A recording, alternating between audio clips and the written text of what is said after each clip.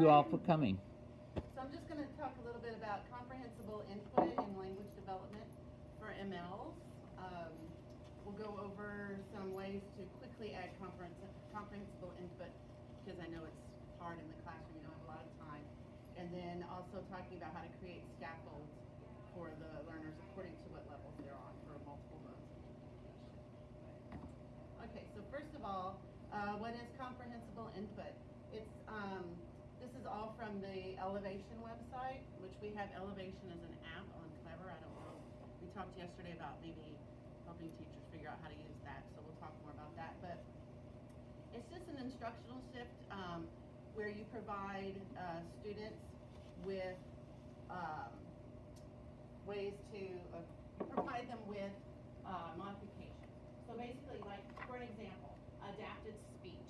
Just use less complex vocabulary. I mean, you want those big academic vocabulary words, but think about how you can break that down after you've introduced the word and to define it in a less complex way whenever possible.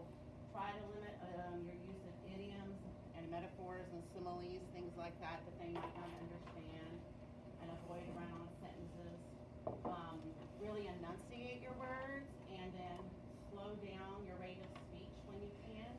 That's not only going to help your MLs, but that's going to help your other learners as well.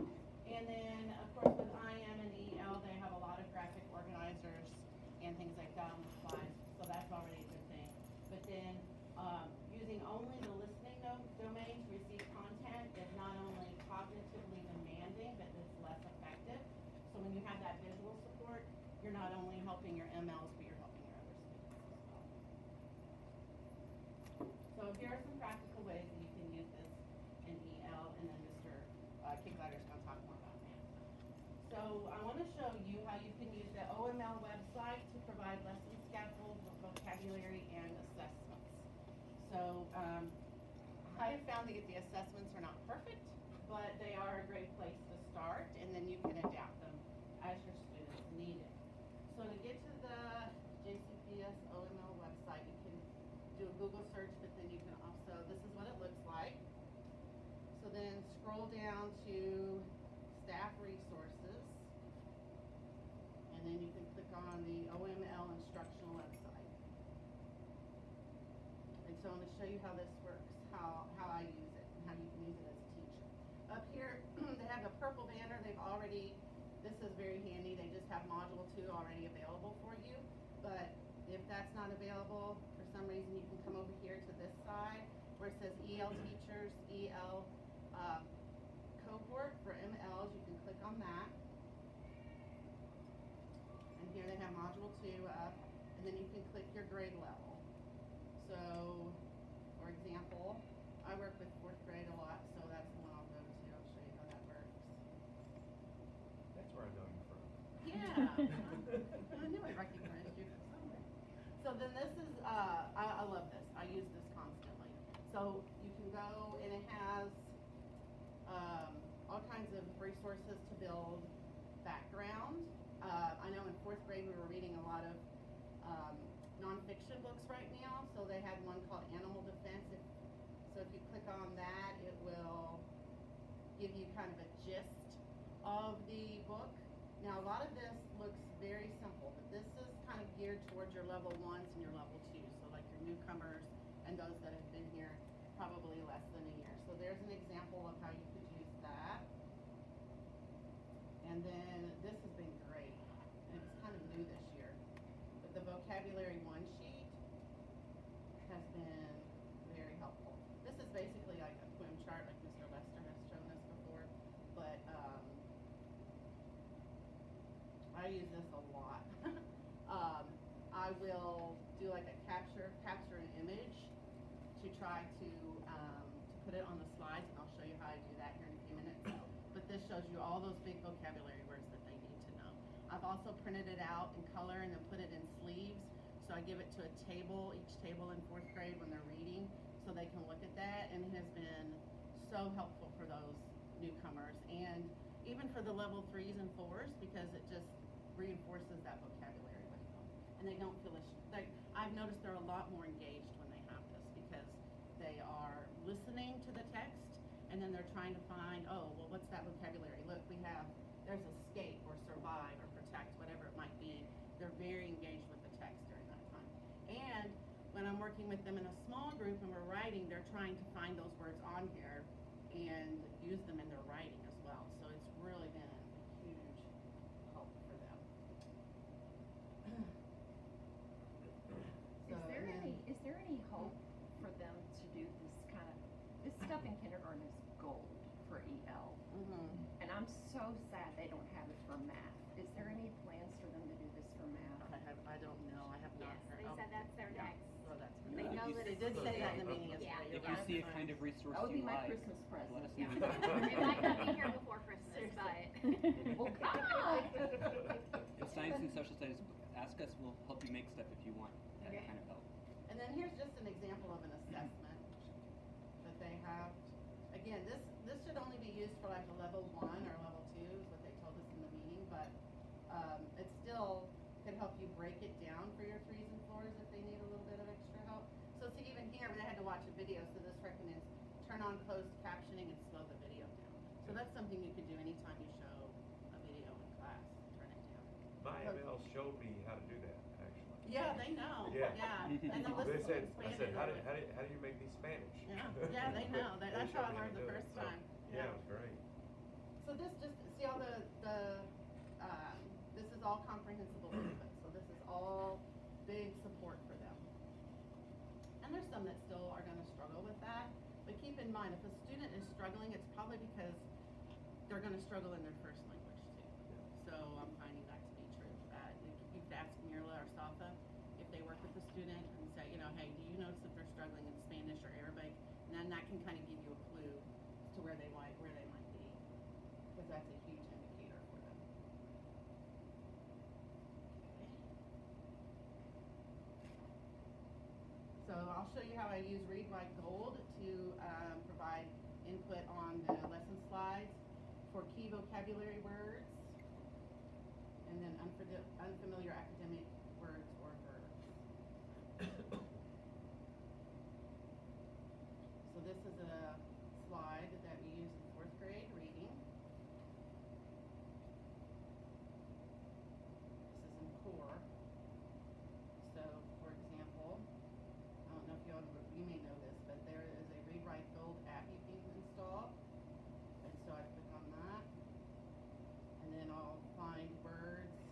So this here, like a life in hiding, I went back to that vocabulary one sheet that we had, the poem, with all those words, and I just clicked that picture for hiding, and then they saw, it shows that picture, and then the same thing with main idea. So I try to consistently, every time the slide mentions main idea, I underline it and then put that little light bulb there, so hopefully they'll remember what main idea means. Then this is just a slide I insert and go over with them during class. So for example, if I wanted to do this with the read aloud, you can click on the word that you want a picture for, and then you come up here in the toolbar and you find this picture dictionary, and then it provides a picture for you. And then I just slide that over there to the slide. Sometimes it's really helpful, other times you're like, yeah, that's not really what I want, so you might have to find something on like Google it or find it somewhere else. But for the most part, I've found this to be very, very helpful. How'd you go to the picture dictionary? So you click on your Read Write, you can install this on Chrome, Read Write Gold. Okay. Then you have this toolbar, and then you click on the picture here. Okay. So for example, with notes, then it gives me, for notes, gives you several options there. So these are words, you don't wanna for every single word, but since the task here is that read aloud and take notes and share with a partner, I felt like those were the 3 most important things that we need to know how to do. So that's why I added the poem there. And sometimes I'll highlight the word, sometimes I'll underline it, it just depends on what I think they might think at that time. So Is that still for the 1s and 2s? that's for everyone. This is Okay. core. Everyone. So this benefits everybody, even like the ones that, English is their first language, but maybe they just Yeah. struggle for some reason, visualize, this is what we're gonna do right now, we're gonna read aloud, we're gonna take notes, and then we're gonna work with our partner. And just a We little talked- note, point to the pictures while you say them, it's Yes. much more powerful. Just, rather than just having them up there. Yeah. We've talked about how important vocabulary is Oh, to yeah. our ML students. And, you know, sometimes, especially in science, our ML students can figure out new Exactly. vocabulary, Yes. especially like scientific vocabulary, better than our Yes. English as first language. Yeah. Because of Latin roots, like Yeah. Stephanie yesterday, Yes. we were talking about seed dispersal. Yeah. And not a child knew what dispersal was, but she goes, "Oh, disperse us," and she said, "Right out." Yeah. Like, it's like, Yeah. and it's happened so many times Yes, that they she's very good at that. the scientific vocabulary, they actually do better than our Yeah, yeah. students do. Yes, when I'm doing, sometimes a small group and we're talking about science and they're like, they'll give you that look and I'm like, well, how do you say it in Spanish? And then they'll say it in Spanish. I'm like, see, We it sounds, always find it. it We sounds always- almost, yeah, because of that Latin root in Yeah. science. We were looking at Rapidly yesterday and literally all Yeah, of like, Rapido. Rapido! Rapido. Yeah, exactly. Yeah. So it's about finding, they call that, in an ML world, they call that cognates. Okay. So it's just the words that sound similar for them and math is the same way, like fracciones. Yeah. And addition, it's very, like, and I even spelled it out for them and that blew their mind, like, oh my gosh, it's spelled almost exactly the same way too. That's what they got So- on me yesterday because I tried to say multiplicación. They say multiplicación. Yeah. I don't make fun of you when you can't say a word. Yeah, you get one syllable wrong and I they're do on. not make fun of you. That's when what you I'm don't telling say a them, like, word. I don't make fun of you when you don't pronounce it correctly So- either, so. How hurtful. And they'll laugh and you'll go, I'm saying it exactly like you said. I said exactly what you said. And it kind of that actually gives you some insight into like how they're, Yeah, where they're I coming know it. from too, right? So, but yeah, those big academic words in math and science, they're gonna sound very, very similar. I'm glad that EL is talking about Latin Yeah. and Greek roots now, because that's huge. I think that makes a big difference. So how do you know what level your students are on? I'll show you how to do that. I'll just give you a real quick version here. But remember, scores are from 1 to 4.5, or actually it's gonna be what? Is that right? 4.5, Yeah, well, they 5? exit at 4.5, but it goes Yeah. up to 5. Yeah. Or- So we'll show you more about how to get, how to do this, but this just gives you some insight. If there's a kid and you're like, well, what in the world is going on with this kid? Like, why aren't they seem like they understand, but anyway, it's on Clever. So then you click on elevation, and you can, have access, so let's say like, we'll do garage, he's at the top, and then here, over on the right side, here it's gonna give you all these different scores. Oh, wow.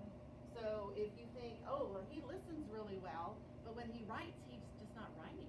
Like, what is going on with that? So then this kind of just gives you a little bit of insight into where they are. And keep in mind, 1 is the lowest, and then 4.5 is where they exit. And then it will also, if you click on test results, it will give you, I like the little graph that will show you where they are and how they're doing. And then we're gonna also, we'll talk more later on a different date about can-dos, and this just gives you a really good insight. Okay, this student can do this. This next level is kind of where I wanna push them.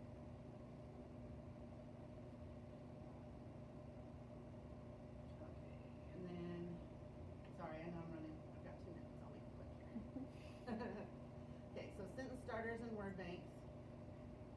So this is how, this is actually from a text that they're gonna be reading aloud in 4th grade, and so this is from the district, that website I showed you, the OML website, and then it highlights the main idea for them, and then they put it in their own words. So what I would do is pick out the physical and behavioral, survive, and they know the defense mechanisms, because we've been talking about that so much. But then if you look over here, okay, here's physical, here's behavioral, that's what it means, we're gonna put that in this sentence.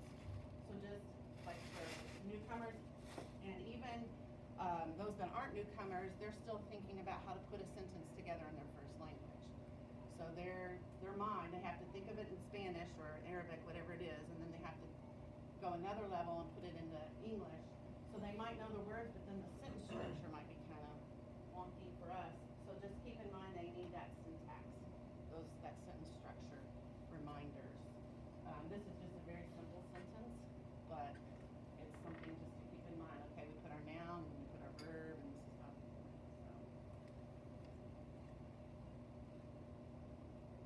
This is just kind of FYI. There, the BICS, which is your interpersonal communication skills, like social language, just talking to friends in an informal setting, that can take 6 months to 2 years for a newcomer, for a student who's learning English as a second language. And then the academic language can take at least 5 years. And then keep in mind, it could be up to 7 if there's no prior instruction. And the academic language is like behavioral, physical, defense mechanisms, those kind of words. And also words like describe, explain, those kind of words too. So just to kind of give you an idea of like where they're coming from. And I found this on the WIDA website, but they can draw, multilingual learners can draw on their metacognitive, metalinguistic, and metacultural awareness to develop effectiveness in language use. And this is just what we were talking about. Talking about, okay, well, this is what it looks like in Portuguese. That makes it easier for me. But then, oh, look, it says table. Well, there's 2 different kinds of table. Which one are we talking about? Oh, we're in math, so we're going to be talking about this kind of table. So now I understand. So just remember, that's what they're processing. That's how their brains are working when they're trying to decipher these big vocabulary words. And then this is kind of an example of translanguaging, and how I even talk like that sometimes to them, just like almost out of habit. Like I find myself thinking that way now too. I have to correct myself sometimes. But what does the author mean? Cuando escribe, he put his foot in his mouth. When he writes, he put his foot in his mouth. So just, if you know any kind of Spanish or another language, you might try that too with them. But going back and forth like that is totally fine. That's kind of how they talk with each other too. So that's all. Is there anything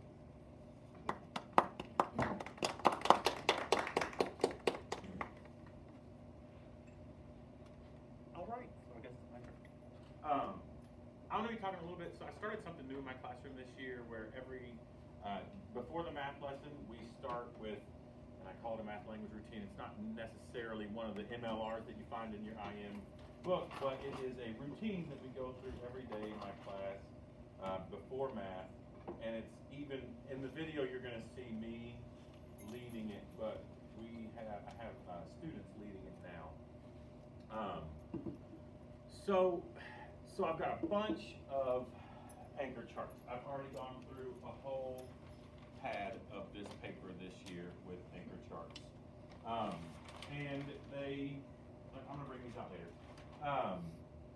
It's a lot of vocabulary, a lot of words that I need them to know. It's like addition.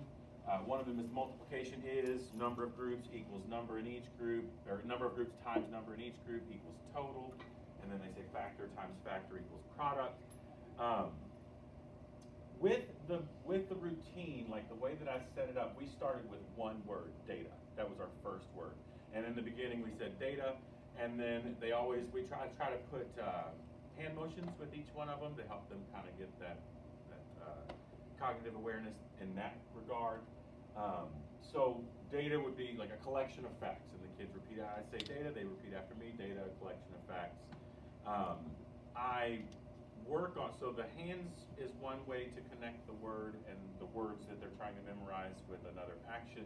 And I've also found recently that I have like a certain rhythm to my voice, and I have like a certain tone for certain things.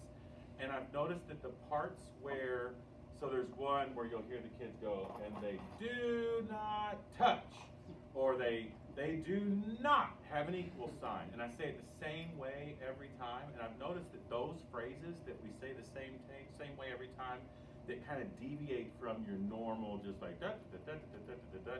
Those are the phrases that they really catch on to, and that they'll grab onto during the math language routine. So even the kids who are kind of sitting there like not understanding, when it comes to parentheses, and it's this definition that's really difficult, and then it gets to the end and they say I go first, and it's just because we have placed it in their brains that way, like teaching it that way. So that won't work.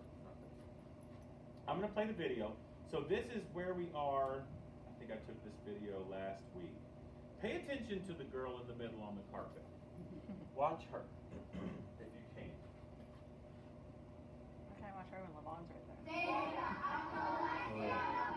That's Manny. Scale Oh. graph.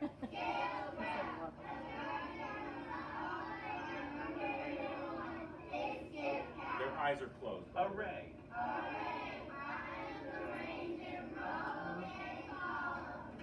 Horizontal. Vertical. Factors. Product.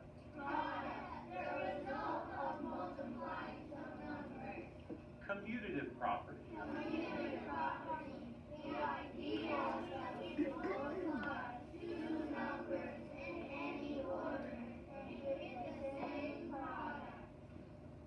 Area.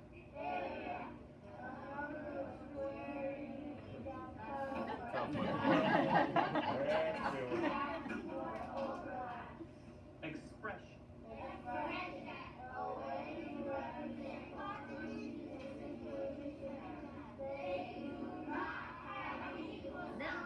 Yeah. Equation.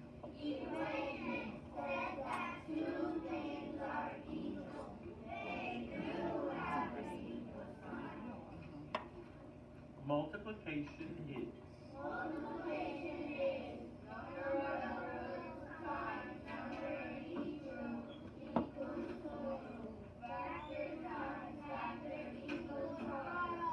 Nice.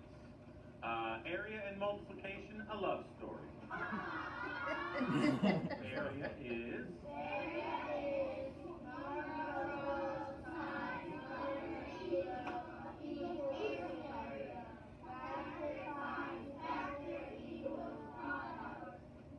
Square centimeter.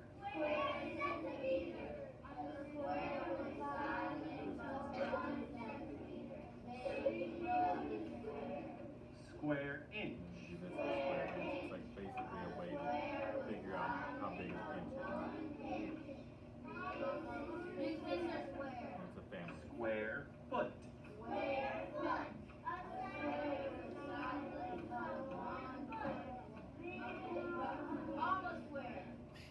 Square meter.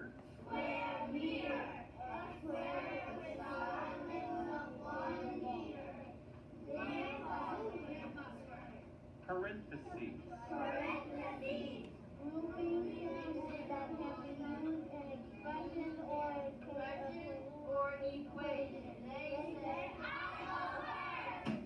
Parallel side.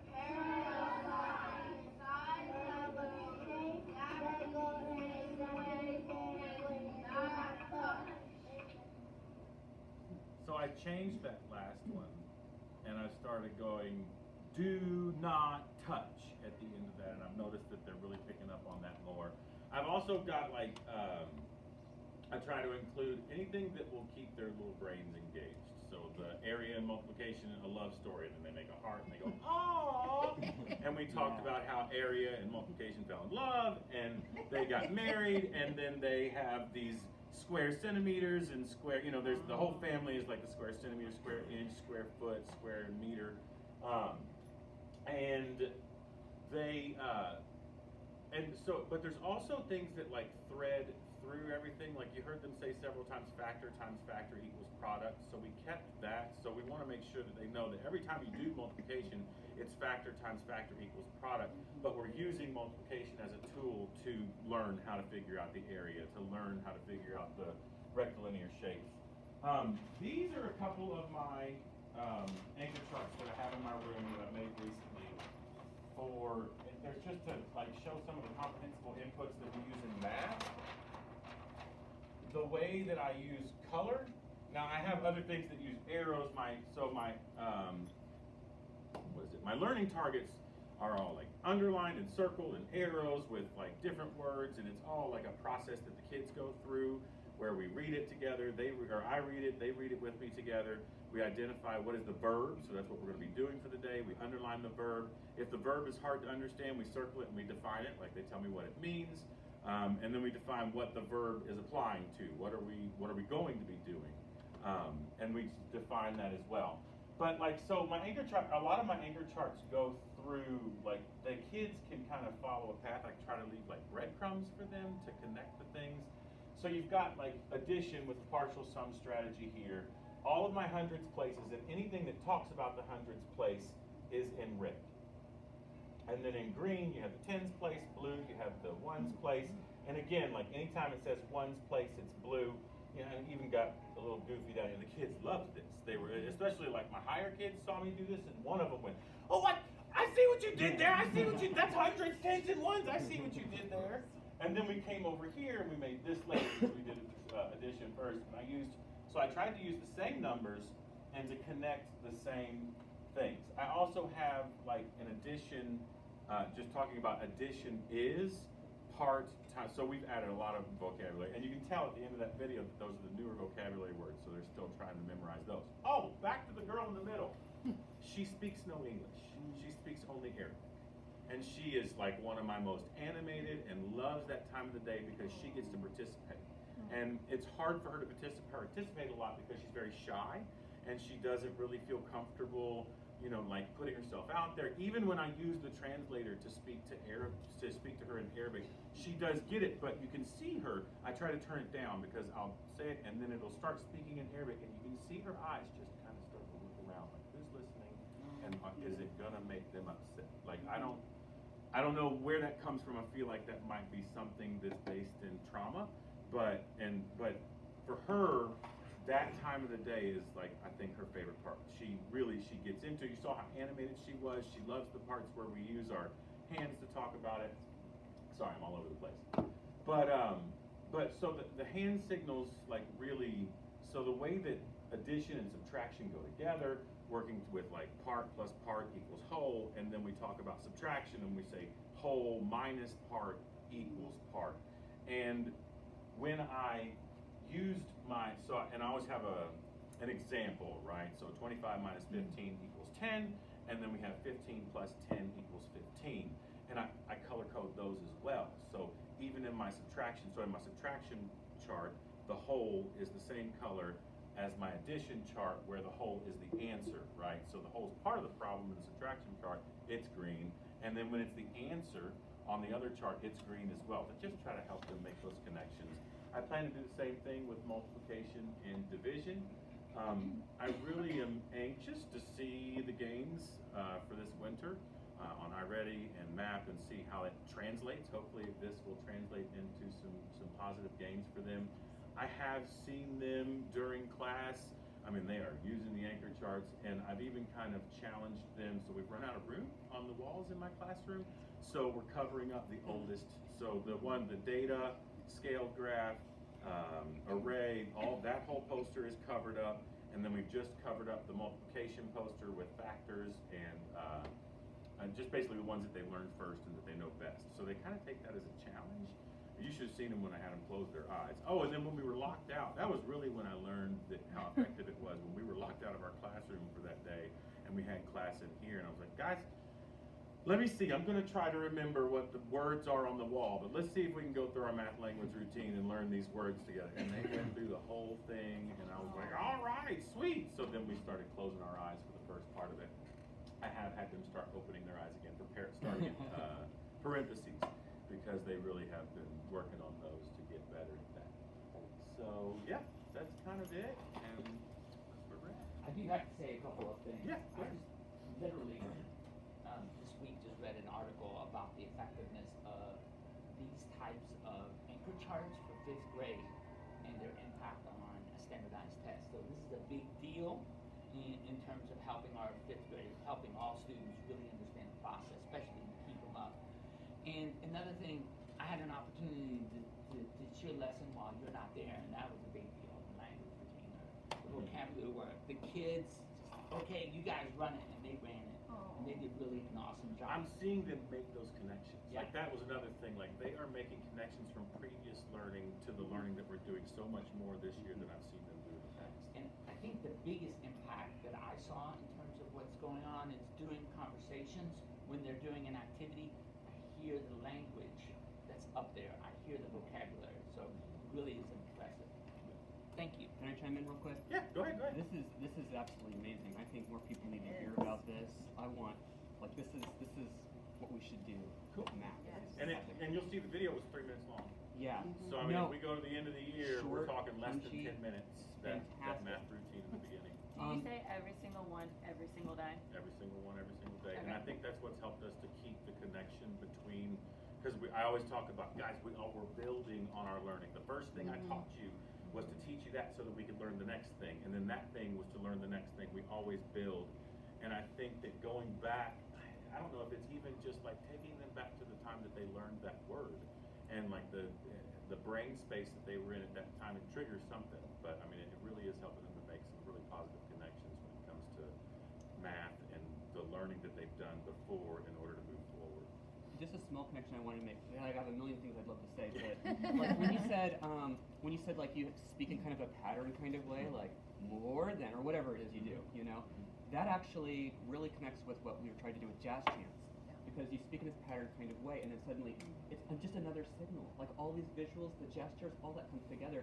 And actually, if you say it in a patterned way, they totally have it. Like they can say it. It just works. And Yeah, and it helps them remember it.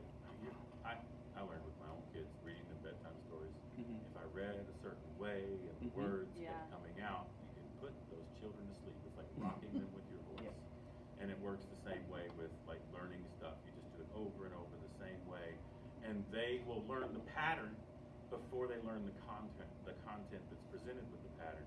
But that pattern will help them to remember the content words. And even if they're saying them and they don't remember them, when they say them over and over enough, they eventually will be able to recall it and apply it to a situation that they're working on. Awesome job. Yeah. Thanks for the Awesome videos. You job. both did great.